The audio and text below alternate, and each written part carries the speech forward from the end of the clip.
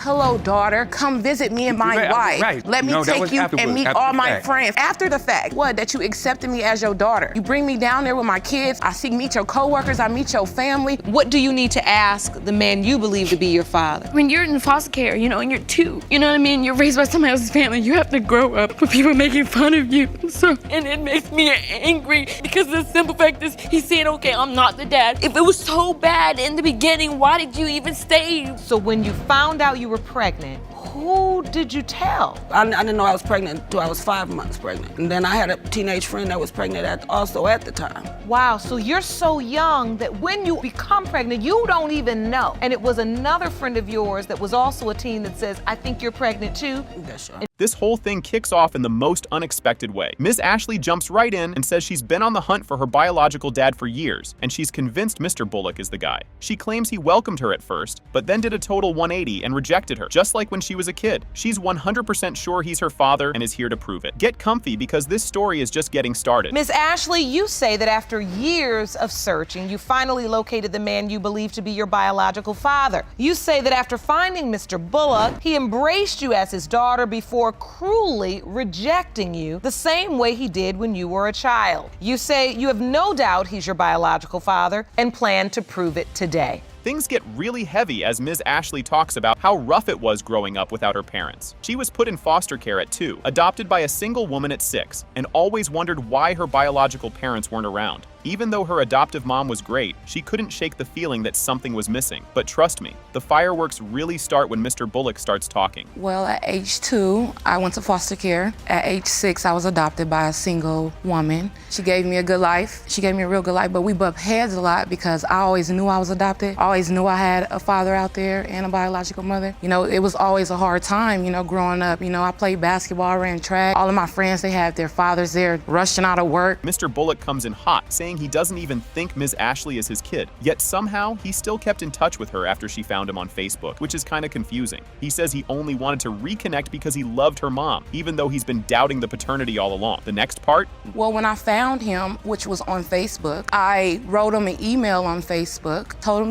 if you know who I am, please contact me. This is it. It says, my name is Ebony Ashley. I was born to your mother's name. I have a brother by the name of, and that would be your brother's name. Can you please contact me? I'm not asking for anything from you. I would just like to talk. Absolute chaos. Miss Ashley is not having it. She explains how Mr. Bullock invited her into his life, introduced her to everyone, and made her feel like his daughter until he pulled the rug out from under her and said he wasn't her dad. She's beyond frustrated, calling him out for only playing the dad role when it suited him. Things are getting heated, but you won't believe what comes next. Hello, daughter. Come visit me and my wife. Let me take you and meet all my friends. After the fact, what? That you accepted me as your daughter. You bring me down there with my kids. I meet your coworkers. I meet your family. I wanted her to be my daughter. I was there when she was born. I signed the birth certificate. So now she's back into my life. Here it is. Okay, so how embarrassing is this? Tell him, bring him to my family, meet everybody in my family, meet my kids, and now he's screaming he ain't my daddy. Mr. Bullock steps it up with a timeline that will have you scratching your head. He pulls out this chart to prove the math just doesn't add up for him to be Ms. Ashley's father. According to him, she was born 4 months after he met her mom, and there's no way she could be a full-term baby. Ms. Ashley isn't buying it, and the tension is through the roof. But just wait, because his next excuse involves something wild. I met her mother right here. So I met her mother in July now. Ebony was born in November, so I figured she was born in November that early. She should have been an incubator or something. She was 9 pounds. I was 9 That's pounds. Mine. I mean, come on. I use your words, Donna. That is a huge window. Ebony was born just 4 months. Yes, ma'am. After you met her mother. Things take a wild turn when Mr. Bullock blames it all on a military accident. He says a grenade went off during training, which messed up one of his testicles, and the doctor told him he might not be able to have kids. This is his big reason for doubting he could be Ms. Ashley's dad. But hang tight because the DNA results are coming, and it's about to get real. When I was in the military, we was doing training. What we used is practice grenades, and one of them went off. One of my testicles got destroyed, and the doctor said that it's a chance that you won't be able to bear any kids. Do you have any other children? No, ma'am. The big reveal is finally here, and it's a total shocker. The DNA test results come in, and guess what? It has been determined by this court. Mr. Bullock, you are not the father. case of Thompson versus Robinson and Fresneda kicks off. Mr. Thompson is trying to prove that he, not Mr. Fresneda, is the real dad of Ms. Jasmine Robinson. But the craziest part, Ms. Robinson has no clue that someone else might be her father, and trust me, it only gets wilder from here. Mr. Thompson, you've dragged the defendant, Mr. Fresneda, to court to prove that you, not he, fathered Ms. Jasmine Robinson. You've never met Ms. Robinson, but say today you'll prove she's yours. Yes, Your Honor. Ms. Robinson says she never had a clue that another man might be her dad. She grew up with Mr. Fresneda, who always treated her like his own daughter, and she never heard a peep about any of this from anyone. This is her first time hearing that, oh yeah, maybe someone else is her biological father. I would have never suspected that my dad, that I know as my dad, to not be my dad because he never treated me no different. So I would have never suspected. Now, he says he heard things from your family members. You've never heard those murmurings, whispers through the grapevine? Nobody never told me anything. They just left me in the dark. Nobody said nothing to me about it. Mr. Thompson explains that he's only now coming forward because he heard that Ms. Robinson's mom had passed away. He says that even though Ms. Robinson's mom always denied it, he believes deep down that he's her dad. And now, after all these years, he's finally ready to prove it. Sorry to say, but I got a phone call saying that she had passed away, and I was like, Are you speaking of Jasmine's mother, Ms. yeah, Robinson? it was her wishes to say that it was Mr. Fresneda's baby. They raised her, but I'm here today to prove that I am the father. In my heart, she's my daughter. Ms. Robinson remembers getting a message from Mr. Thompson in 2015, where he casually says, oh hey, I might be your dad. At first, she thought it was some sort of joke and didn't take it seriously, but when she tells her Aunt Felicia about it, things get real, and she finds out that this joke isn't so funny after all. 5 years later, in 2015, he had reached out to me again. I have a copy of a Facebook message. This is a Facebook message? Yeah, sent me saying like, hi, do you know who I am? And I had said no. And then that's when he had started explaining the situation of how he's supposed to be my dad and not George. And it was a big secret. And like everybody knew, but nobody said anything about it. Ms. Robinson asks Mr. Fresneda if he knows about this whole other dad situation. Turns out Mr. Thompson did come around years ago, claiming to be her father. But Mr. Fresneda loved Ms. Robinson and her mom so much that he decided to just raise her as his own. He never questioned it because for him, love was all that mattered. Fresneda, you asked him? Yeah, and I had told him, I said, Dad, there's this guy named Ladner Thompson saying that he's my dad. And my dad was like, what's his name again? And then I said Ladner Thompson. He had said kind of the same story that my Aunt Felicia told me. He said that he had came around saying that he was my dad, but my mom was saying no, and he loved my mom so much and just loved me so much that he just always said I was his daughter. She points out that families do stuff like this all the time, making choices they think are best for the child, even if it means burying some truths. It's not always right, but it's what people do out of love and protection. This moment is a real eye-opener because it shows how emotions can get all mixed up in situations like this. Now, my point I'm trying to make in here, Your Honor, that I wish that he would have addressed me before he sent her a Facebook. I know he couldn't be able to find me because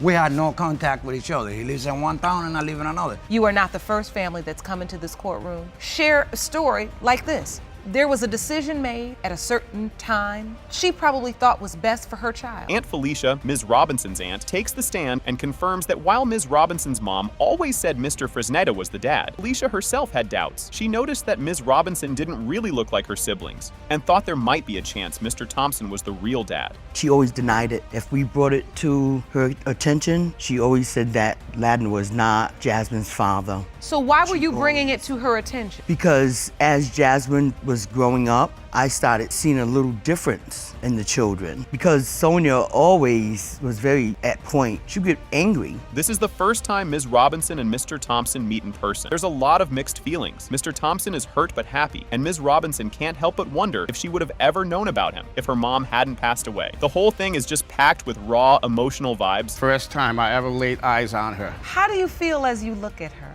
I feel hurt. I also feel happy. Respect Georgie, know each other. We're not strangers, but I think it just had to come out, and I honestly feel like if my mom didn't pass away, that this wouldn't have came out. I honestly feel like if my mom was here today, I wouldn't even know of him. She admits that she walked in totally sure that Mr. Fresneda was her dad, but after hearing everyone's stories, especially her aunt's, she's left unsure of anything. This moment really shows how much this situation is messing with her head, and she just wants to know the truth. You walked in today convinced that Mr. Fresneda was your biological father because that's what you were told. Of Mr. Thompson, of your own aunt, your mother's sister. Does this in any way change your perspective? Yeah, because I don't know. I can contest that we're all confused. You know, we don't know. And that's why we're here today, find out the truth. To me, she's my child, and she's always gonna be my child. The DNA test results are in, and guess what? It has been determined by this court. The biological father is Mr. Thompson. You are her father. Thank you very much, Your Honor. All right. I'm sorry. I'm sorry. Okay, buckle up because this case kicks off with some seriously awkward family drama. Judge Lake introduces the case, where Miss Hayslip is asking for a DNA test to figure out if Mr. Hayslip is her real dad. She's thought he was her dad forever, but he's never been around, and now he's here saying, nah, not me. Oh, and if the test says she's not his kid, he wants her to change her last name. Things are about to get spicy, and trust me, it's only getting weirder from here. Ms. Hayslip, you are seeking a DNA test to prove that Mr. Hayslip, the defendant, your biological father. Yet you say he has never allowed you into his life. You acknowledge that your mother may have had sexual relations with multiple men at the time of your conception, but you claim you were always told that Mr. Hayslip was your father. This is where things go from awkward to straight up wild. Mr. Hayslip gets pulled over, and surprise, he finds out he might have a kid. So there he is, driving along, minding his own business, and the next thing you know, he's getting arrested for not paying child support. He didn't even know he had a kid, let alone that he owed 19 years of support. Wait until you hear what happens next. Seriously, this story is just getting started. I had moved from southern Michigan to northern Michigan. I was on my way back, about a 200-mile trip to southern Michigan. I was pulled over for speeding, and he said, you have a failure to pay support. And this was the first time you're driving along routine traffic stop and they say this to you. Yes, ma'am. In fact, they handcuffed me, and when they did, I was pretty mad, and I struggled a little bit with him. Okay, now it gets confusing. Mr. Hayslip starts pulling out calendars and timelines, trying to prove that the math just doesn't add up. He says he was with Miss Hayslip's mom in October and November. Miss Hayslip was born at the end of September, so the timing seems all wrong to him. He's convinced there's no way he's the dad, but don't get too comfortable. Things are about to take a sharp turn. According to this calendar, you were intimate with Miss Hayslip's mother in October and November, and that would put the latest expected due date, that would be in August, around the 20th. But Miss Hayslip was born at the end of September on the 25th. So you're saying that I believe her time of conception would have been December or January. Plot twist. Miss Hayslip figures out she might be related to someone she knows at school. She tells the court about meeting Courtney Hayslip in class. And when she says her dad is David Hayslip, Courtney's like, wait a minute, that's my dad. Then Courtney goes home, tells Aunt Susie, and the whole family secret unravels. Trust me, school bus rides must have been super awkward after that. I met one of the Hayslips in school, and I told her that my dad was David, and she also said that was her father. And she went home to my Aunt Susie and told her that she met me. Up until that point, you all going to the same school and don't know Yes, you're Your Honor. potentially sisters? For a long time, they rode the same school bus and didn't even know it. Can I jump in with that? Mr. Hayslip, how did this happen? She had different last names. Oh boy, this one's a doozy. Mr. Hayslip is not happy about what happened next. His sister Susie decided to bring Miss Hayslip to a family gathering without telling him, and he's fuming. He feels like it was way out of line since he hadn't even accepted her as his daughter yet. But hold on, the family drama is only heating up, and it's about to hit the fan in a big way. What really happened is she brought Celeste family gathering this was before, I'd never seen her. She brought her to a family gathering, took it upon herself to bring her to a family gathering without me being there, without me knowing about it, and telling my kids, my mom, my whole family, and friends that was my daughter. Get ready for the feels, because Miss Hayslip's story about foster care is heartbreaking. She talks about how she ended up in foster care and how much it hurt when Mr. Hayslip supposedly refused to take her in. 5.5 years, she felt totally abandoned by the person she thought was her dad. But hang tight, things are about to get even messier when Mr. Hayslip speaks up. What was your childhood like trying to manage this kind of information? I've grown up as him as my father, her as my aunt. When he said that he would not take me because of foster care, that also hurt me so bad. Because I went to foster care for 5.5 years because he said no. And before you were placed in foster care, they came to Mr. Hayslip and asked if he would take you. Yeah. Just when you thought it couldn't get more awkward, here comes the next round of family arguments. Mr. Hayslip goes after Miss Hayslip about her past troubles with the law, saying it's one of the reasons he didn't want to be involved. But Judge Lake steps in, reminding him that Miss Hayslip didn't exactly have the easiest childhood, and maybe he should cut her some slack. Family drama is on full blast, but you won't believe what's coming next. I had a job How many times have you been arrested? twice. For what? Assault and battery. You think I want that influence around my other children that are going to college and going to school? We have heard in this courtroom today an account of a childhood that I don't think you'd wish on any of your children. You're right. Or any person. You're right. You have to understand that at least. This moment is huge. It's the one we've all been waiting for, and boy, does it deliver. The DNA results come in, and guess what? When it comes to Celeste Hayslip, Mr. Hayslip, you are her father.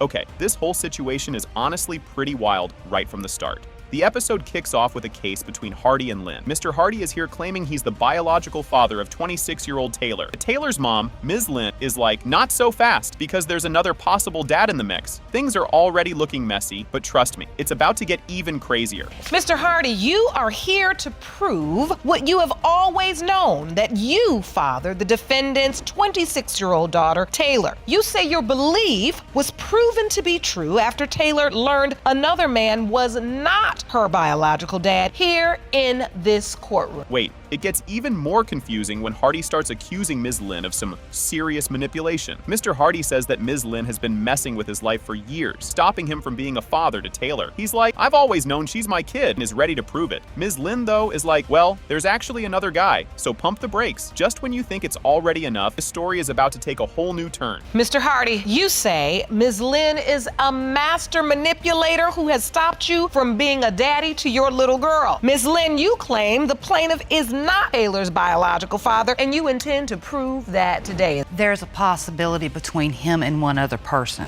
So, Mr. Hardy, you say you've always known you were Taylor's biological father? Yes. Can you believe Taylor found out about this whole situation on Thanksgiving? Like, talk about awkward family dinners. Taylor explains that she thought Mr. Jennings was her dad her whole life, but at age 23, her boyfriend casually points out that she looks more like Mr. Hardy. She gets curious, messages Hardy, and boom, he's like, yup, it's me. And if you think that's shocking, just wait for what's coming next. So how did you find out that he might be your biological father? It was Thanksgiving. I think it was maybe I was 23, right around there. I had asked my mom, my boyfriend she didn't want to talk about it. She locked herself in her back room. And then so I was just like, well, I'm going to take it upon myself, get in touch with people that was her friends. And so you reached out to him and you Yes. submitted that message to the court. Yes. Man, watching Ms. Lynn's reaction here is both intense and kind of sad. Ms. Lynn talks about how hard it's been for her, raising Taylor with another man while keeping all this hidden. She says it hurts her to see Taylor and Hardy getting closer now, but she admits she made mistakes back in the day. This is some heavy stuff, but trust me, we're not even close to done with the twist yet. It hurts me for her because she grew up knowing the man I was married to as her father. I hate it that he didn't spend that type of time with her. All I can do is make sure that she knows, regardless of what happens here or who raised her, she's my daughter and I love her. In your heart, you do know, wrong or right, you felt like this was well-intentioned. You were a young girl. Quite frankly, I made a lot of bad decisions for a lot of good reasons. Hold up, because now Mr. Bryant comes in with his own jaw-dropping revelation. He says Ms. Lynn told him during her pregnancy that he might be Taylor's dad, and for 26 years, this has been weighing on him. He's like, I never got the chance to be her father. And everyone in the courtroom is like, whoa, this story is just layer after layer of drama, but we're almost at the moment of truth.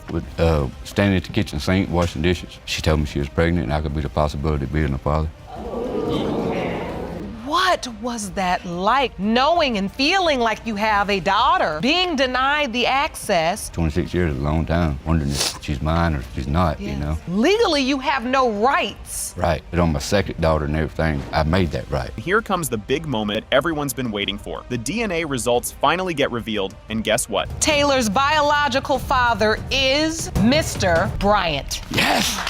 Yes, I told you! Okay, this starts wild right off the bat. The episode kicks off with Miss McGraw dropping the bomb that she thinks Freeman McGraw Jr. is her actual real-life dad. She found him recently and dragged him to court to settle this for once and for all. But plot twist, Mr. McGraw denies being her dad, saying he was away on military duty at the time. Oh boy, this is just the start. Things are about to get messier than a middle school cafeteria food fight. Ms. McGraw, after growing up in the foster care system just 4 months ago, you found the man whom you believe to be your biological father, the defendant, Freeman McGraw Jr. Yes, Your Honor. Today, you've brought him to court in order to prove that he is your father.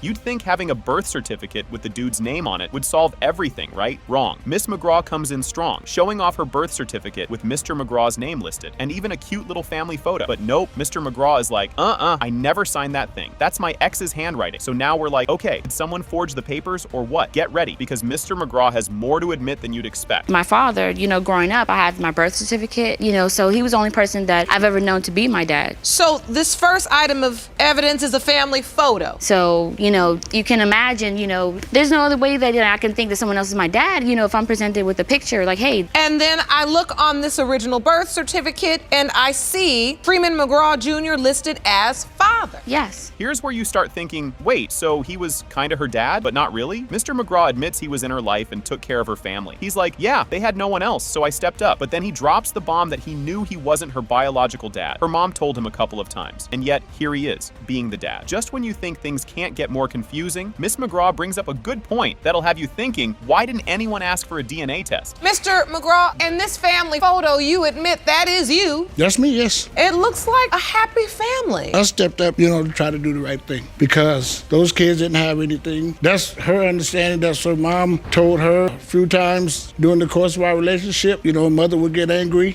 tell me I was not her father. Okay, so now we're all wondering, why on earth didn't anyone think to do a DNA test? Miss McGraw straight up asks Mr. McGraw why he never bothered to get a test if he didn't think he was her dad. He's like, I was already taking care of you guys, so what was the point? Maybe to know for sure? But here's the kicker. He also mentions that her mom had been with other guys, which really stirs the pot. And speaking of other guys, you won't believe what he says next. That's what I'm saying. You didn't ask for a DNA test? I'm not gonna ask for a DNA test because I was still taking care of you guys. Right, but if you believe that you weren't my dad, why didn't you just ask her for a DNA test versus me having to go through what I went through? Like now that I'm a grown person and I'm sitting there trying to figure out who my dad is, if you believed you weren't the dad, to spare me just because that your much. mother was something else. She put me through a lot. Now this is where things take a sharp turn into soap opera territory. Mr. McGraw says he heard that Miss McGraw's mom was messing around with some guy named Bill. Yeah, Bill, like the most random name ever. And Miss McGraw is sitting there like, who the heck is Bill? Mr. McGraw claims he even confronted Bill, and Bill basically wanted nothing to do with the situation. Just when you think this can't get any weirder, Miss McGraw talks about growing up in foster care, and it's heartbreaking. And this lady told me, she says, I never met you before, so I didn't know what type of person that you was. So I'm going to tell you that your girlfriend, she's been sleeping with a guy named Bill.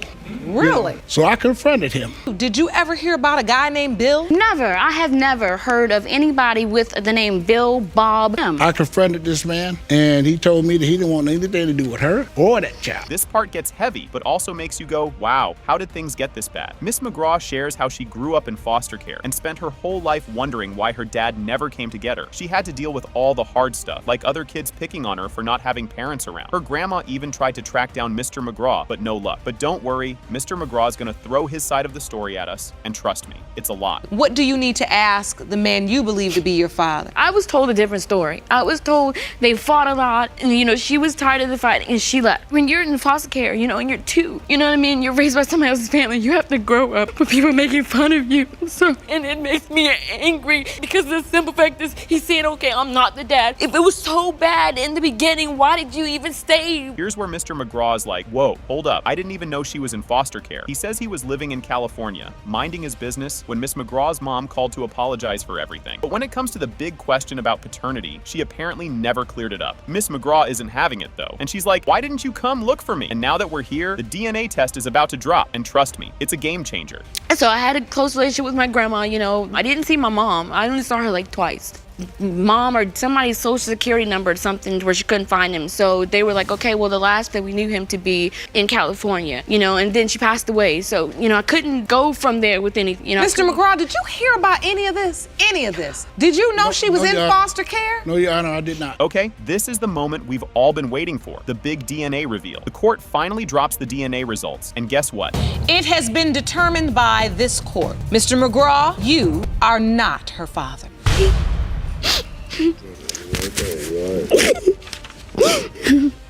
This moment was like someone dropped a truth bomb, and everyone's just staring at the wreckage. The case kicks off with the shocking news that Mr. Cooper's mom, Ms. Cooper, held onto a huge secret for 34 years. Turns out, the man Mr. Cooper believed was his dad isn't even his biological father. Ms. Cooper then drops the bombshell that Mr. Newby might actually be his real dad. Imagine getting a 3 a.m. call for that kind of news. And trust me, the surprises are just warming up. So this case is about 34-year-old paternity secret. We hope we can bring some resolution today. Mr. Cooper, your mother recently came clean that the man you believe to be your dad is not your biological father, and the defendant is. Okay, imagine keeping a secret this big for that long. It's seriously wild. Ms. Cooper explains how she kept this paternity secret for decades because she was scared and confused when she was a teenager. She admits that this huge weight had been pressing on her for years, and she finally just cracked and spilled the beans. Honestly, it's shocking she could hold on to it for 34 years without losing it. But wait, the story gets crazier when she reveals how she found out she was pregnant in the first place. You kept this secret for 34 years. Yes, Your Honor. When you made the call, I really didn't know how Dante was going to take it, but it was something I had to get off of my chest. I had to let him know. Why keep a secret for 34 years? I was very young, a teenager, when this all happened. Like me and Mr. Newby, we were very good friends back then. If I told my parents that Mr. Newby was Dante's dad, you'd think someone would notice they're pregnant, right? Well, not Ms. Cooper. She didn't even know she was pregnant for 5 whole months. She explains that she was so young and clueless that she had no idea what was going on with her body. In fact, it wasn't even a doctor who told her. Her friend figured it out. Can you even imagine? Now buckle up, because Mr. Newby's reaction to all this is next level. So when you found out you were pregnant, who did you tell? I didn't know I was pregnant until I was 5 months pregnant. And then I had a teenage friend that was pregnant also at the time. And she was kind of the one that told me that she thought I might be pregnant too. Wow, so you're so young that when you become pregnant, you don't even know. And it was another friend of yours that was also a teen that says, I think you're pregnant too. Yes, sir. Ever had one of those moments where you just want to throw your phone across the room? That's probably what Mr. Newby felt when he got a Facebook message saying he might have a 34-year-old son. He's totally blindsided and can't believe it. He never even saw Ms. Cooper pregnant. Mr. Newby's sitting there, scratching his, wondering how this could even be possible. Just wait until you hear what he does next after seeing Mr. Cooper's picture. I got a message on Messenger, and I got my messenger popped up, and I looked on there and it said, "You're not gonna believe this. This is your child, real talk," with a picture of Dante on it. And I said, "What?" And then I texted her back, and she didn't say nothing. And I said, "You can't drop a bombshell on me like that." She finally responded. Then I said, "Does he know this?" I said, "Because how could I be the father? I never seen you pregnant." So you never knew she was pregnant? I never seen her pregnant. All right, this part is straight up hilarious. Mr. Newby shows his family a photo of Mr. Cooper, and they're like, "Yep, he looks like you." Everyone in the courtroom is nodding along, pointing out the similarities. Even the judge cracks a joke about them both having a toothpick hanging out of their mouths, like it's some sort of family tradition. But don't get too comfortable. Things are about to take a sharp turn when those DNA results come in. You see pictures of Mr. Cooper. Are you now curious? Everybody said he looks like you. It's interesting you all both have that toothpick sitting out the side of your mouth. That's what I'm laughing at. Well, I say that because my father does that too with the toothpick, and it just goes down the line. It's amazing, but a lot of men do that. Okay, you think things can't get crazier? Well, hold your popcorn. The DNA results are finally in, and guess what? It has been determined by this court. Mr. Newby, you are not the father.